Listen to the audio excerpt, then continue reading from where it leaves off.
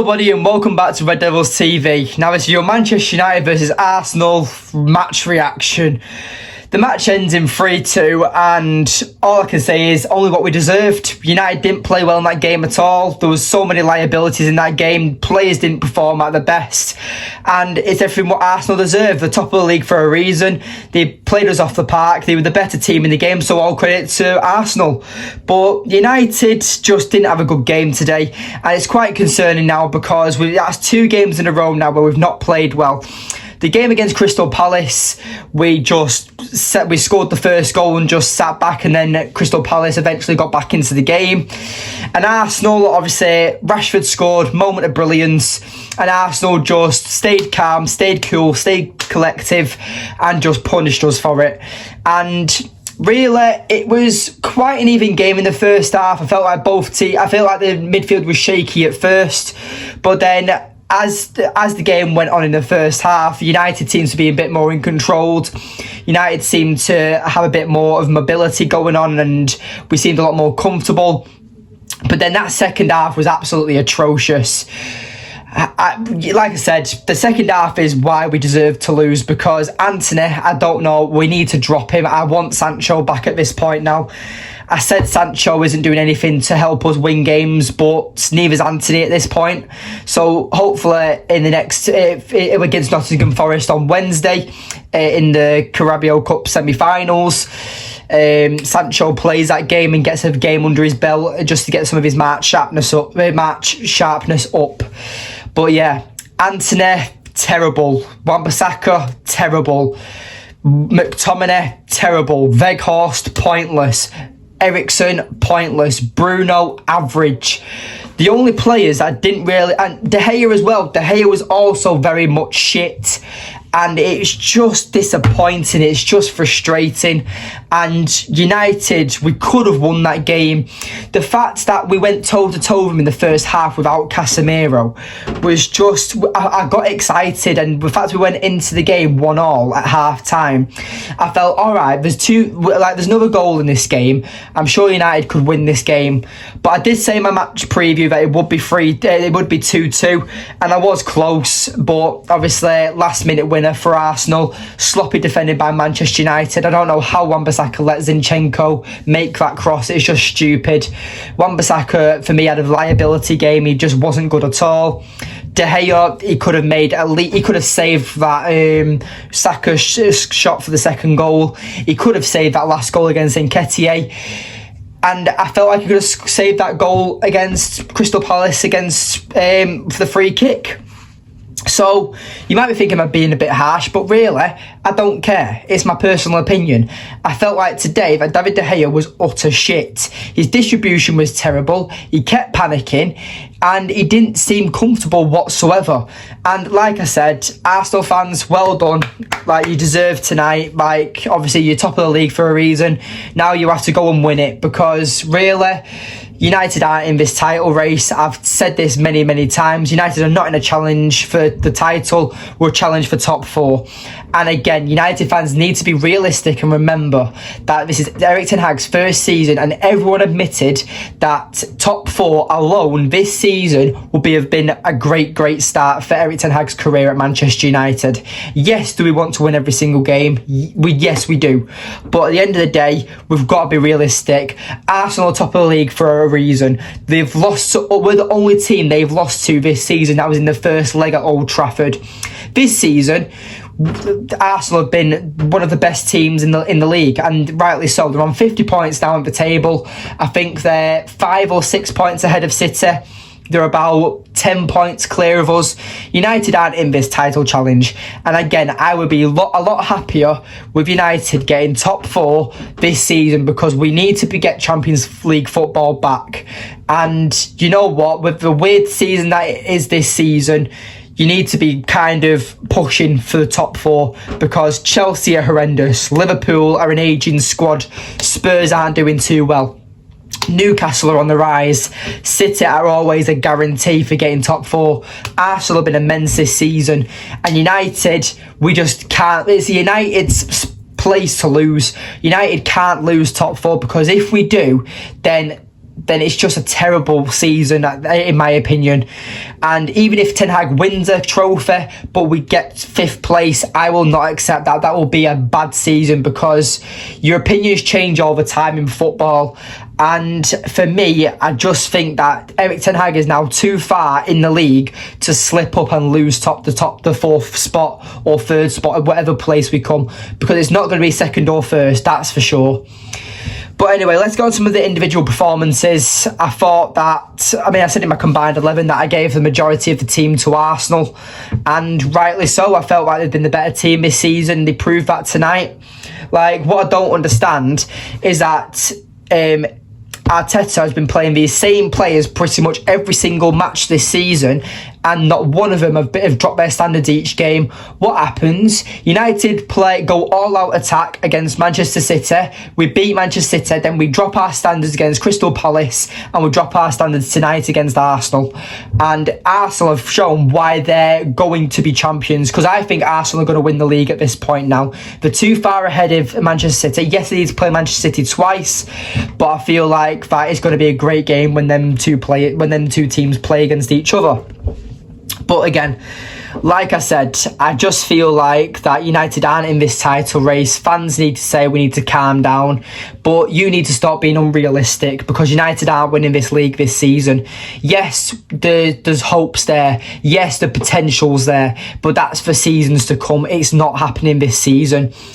And like I've already said, we would all happily take top 4, so we're in Champions League football next season, because that just needs to happen for Manchester United. United belong in the Champions League. But like I said, I need to go on to the individual performances. So yeah, David De Gea for me gets a 5 out of 10, below average. I felt like 2 of the goals he could have saved. People say it might be a bit harsh, but it's my opinion, it's my match ratings. I think David De Gea was woeful today. He was absolutely shit. Wan-Bissaka, I felt like he was a liability. He made 2 good tackles all game, but got run riot by Martinelli. Trossard, when he came on, he allowed Zinchenko to get up that far forward for the last goal. It was embarrassing performance from Wan-Bissaka today. And Diego Dalot, I hope he's back soon, because this is why so many fans don't want Wan-Bissaka at this club, and I can understand why. Yes, he's played well over the last few games, but this game he has played shit, and hopefully it's just a bad form. But if he plays like this, he plays shit against either Nottingham Forest or Crystal Palace in the next few games, you're going to have to drop him and play someone else, because this has been a terrible performance today from Wan-Bissaka. And he gets a 5 from me as well. I forgot to give you his match ratings. Varane gets I'll give him a 5.5. I'll give Varane a 5.5. Obviously, you didn't keep a clean sheet. You let 3 goals past. I felt like Varane just didn't really keep the striker at bay. And yeah, I'll give Varane just below. Actually, no, I'll give Varane a 6. I'll give him a bang average game. He didn't play well, but he didn't have a very good game either. So he didn't play terribly, but he didn't play good either, if that makes sense. So he gets an average performance. Leacher Martinez is my contender for man of the match. Really, there's only really 2 contenders, and Martinez, even though he conceded 3, scored the 2nd goal, kept United's fans' hopes up. And yeah, I'll give him a 7. Yeah, I felt like Martinez, he did okay. So yeah, he scored the goal, but obviously conceding 3, it's just an hard rating to give, really. Luke Shaw, I felt like he played okay again, like a lot like Martinez. I'll give him a 6. I felt like he kept Saka at bay for the majority of the first half, but the second half is when he dipped off in form. And obviously that goal that Saka scored should never be scored. I don't know where Luke Shaw was. I don't know why ERIKSEN was marking Bukayo Saka for that shot. I just don't know where Luke Shaw was. I'd have to watch the replay on that, and I really don't want to put myself through that, to be honest. Scott McTominay gets a 5. He was shit. This is why I was scared. I put on Twitter that I'm scared that McTominay's playing today, because he doesn't track his runners. He's not a holding midfielder. Ten Hag said before the game that McTominay had a good game against Arsenal last time. Yes, but again, he's not a holding midfielder. McTominay was shit today, and he's better going forward. Like Eriksen, he's better going forward, but defensively, he is shit. All he is tall, and that's why he gets played in defensive roles, but that's just my opinion. Eriksen, I'm going to give a 5-2 as well. I felt like he was shit again. Don't know why we're playing him. I've said this for many weeks now. I feel like Eriksen's a liability. He's not doing anything to help us win games. So yeah, I just feel like Eriksen's a liability. Unless he plays at the number 10 position, he plays higher up the pitch. I feel like Eriksen's a liability. He's not strong enough in the midfield. He's not defensively aware enough. Going forward, like I said, his attacking positioning is great. His playmaking ability is great. But defensively, against a physical side like Arsenal, where against Ødegaard, against Xhaka, against Partey, you're going to get run riot. And Eriksen, that's exactly what happened to Eriksen today. Bruno, I'll give a 6-2. I mean, I felt like he did okay. He got the assist for Rashford's goal. But again, I felt like he didn't do too much. Bruno just gets 6 from me. It just wasn't a good performance. Antony, 5, shit as well. He needs to get dropped as soon as Sancho was available.